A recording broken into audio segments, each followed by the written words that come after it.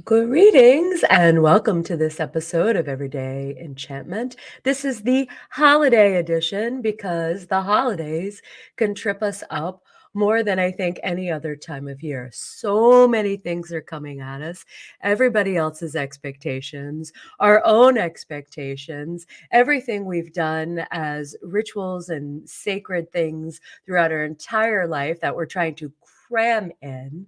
And I think before we even begin this podcast, taking a moment to take a nice deep breath for yourself right here, right now, while you're listening. Close your eyes, breathe in, and let that exhale breathe all the way out. Because today we're going to talk about handling and managing and navigating messy disappointment. Because I again, this time of year, it is going to happen. This idea that we are going to disappoint somebody else intentionally or unintentionally. We're going to feel our own disappointment. So, what do we do and how do we do it in a way that doesn't just make the whole holiday feel like it has this tinge of, you know, I don't know if it's negativity that you would use or the word that we would say, but just it could like it just doesn't feel great. And so we're going to start with ourselves because I think that's the most important place when we're talking about disappointment. Number one thing is we have been trained, indoctrinated, told that disappointment is a bad thing. We shouldn't feel it. Fill in all the other things: sadness this time of year, grief, anger, frustration, overwhelm, that these feelings we should stay positive, focus on all the things we have to do, and not actually lean in to whatever uncomfortable thing is here. So I'm going to recommend for myself and for all of you listening that you lean, like I said, into when disappointment shows up. You know what? I had this whole vision of how this weekend or this party or this gift giving was going to go, and it didn't go that way. Instead of trying to just skip to the next thing, I want you to get into the truth of whatever it is for you. What am I pretending is okay that actually isn't? And I think that's a very powerful, I know it's a very powerful place. You can feel disappointed. You can feel any of those other feelings I just mentioned. It doesn't mean that it's going to ruin your holiday. It doesn't mean you're going to stay there forever. In fact, when we give ourselves that space to be like, you know what, I was really disappointed. I was disappointed in my behavior, my own self. And I don't have to sit here and give myself this big judgmental, shame party. I can just be honest and compassionate at the same time. Where can we give ourselves grace when things aren't going well? And I will tell you that when I first got divorced, this is years ago now, the whole holiday felt like one big disappointment. Everything that I imagined, right, would feel good didn't. And I cried a lot, and I was sad a lot. And the first, holiday after my mom died, I was in a very, very tender place, and it didn't feel the same as other holidays. So giving yourself permission to be in the season of this particular holiday, maybe you're blissed out of your mind, that's amazing. However, this idea that it's always going to be this idyllic state, maybe sometimes, and you might feel it in a moment, and then the moment passes. Trying to hold on to things can really get us wonky and sideways, right? Trying to make this perfect season, it's like disappointment can't help but come to that party. The more we're controlling, and I say this because this is like my universal symbol for me trying to control. It's like trying to control, oh my gosh, I want to control myself. I want to look good, right? Like let's think about I'm no for me. So many times I've tried on 20 outfits before I've gone to some kind of event this time of year because I am trying, right? To feel a certain way, be a certain way. And that energy, that forcing energy, it really does take us out of, right? You're not creating beautiful energy from that space.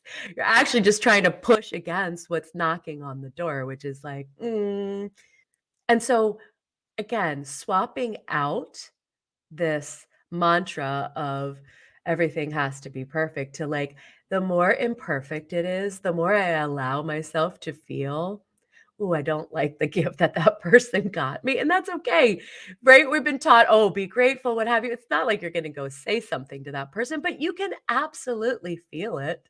There's been so many times in my life that my parents, particularly at the holidays, completely disappointed me. It's like gift giving to other people and then gift giving to me just absolutely felt didn't feel good.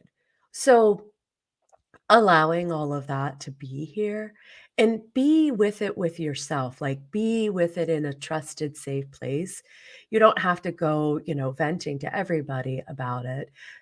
And again, if you want to, talk to somebody, but I also think, again, this is about you being honest with you. And maybe here's the other thing, maybe when you lean in and kind of dip into that honesty, something comes through that's a truth that you're like, "You know what?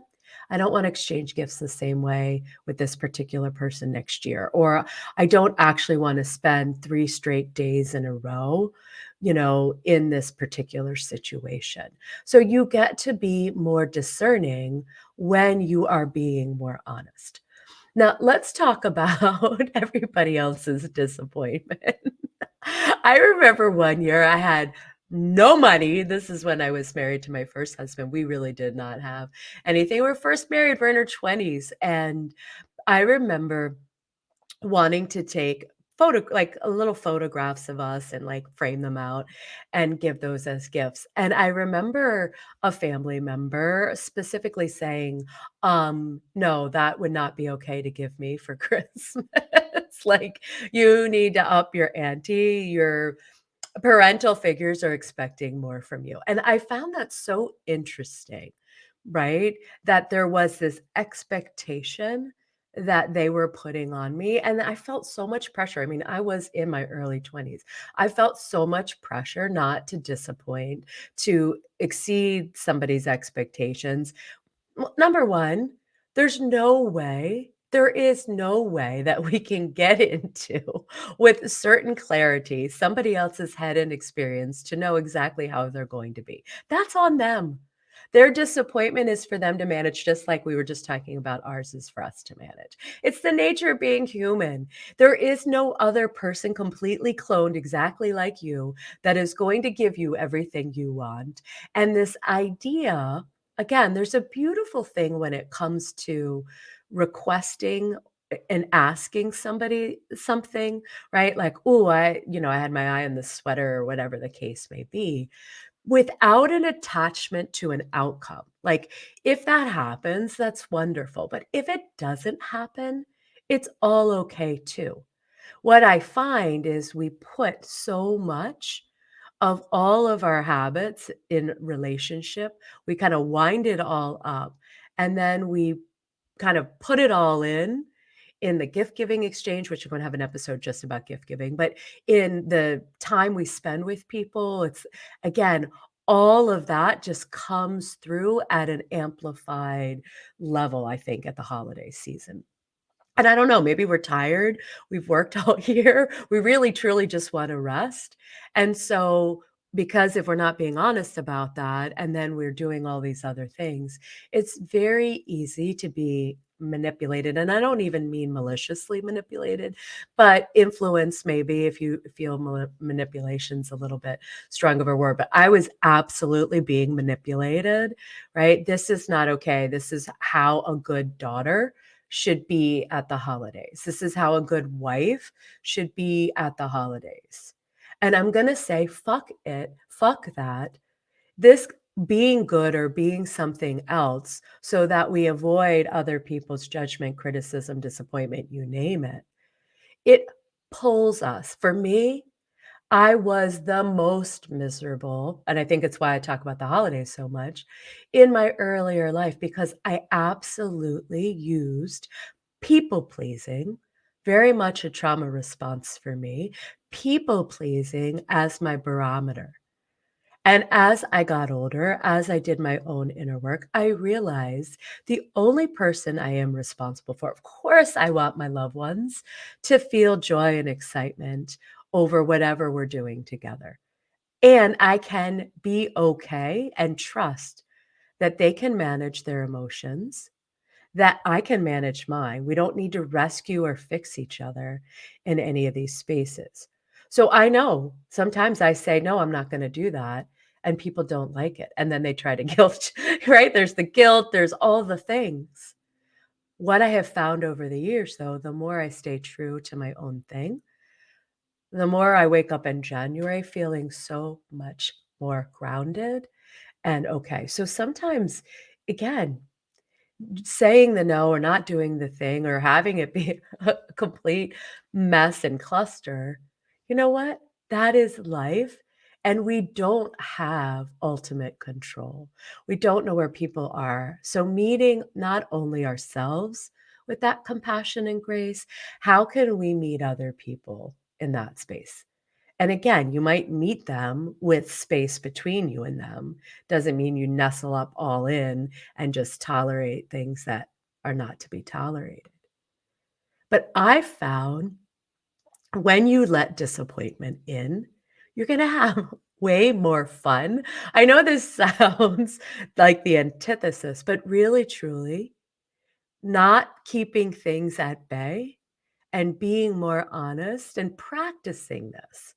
Okay, don't go for the biggest, tenderest spot with yourself if this is new or this is something you want to do. Start with the low hanging fruit. Where's an area you can practice your disappointment, your truth telling to yourself, your boundaries, all of that?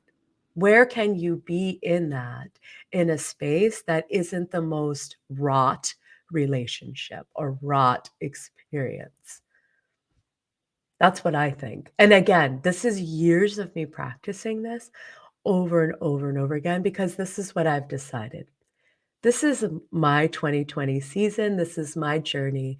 I get to decide what I want because I'm the one living it.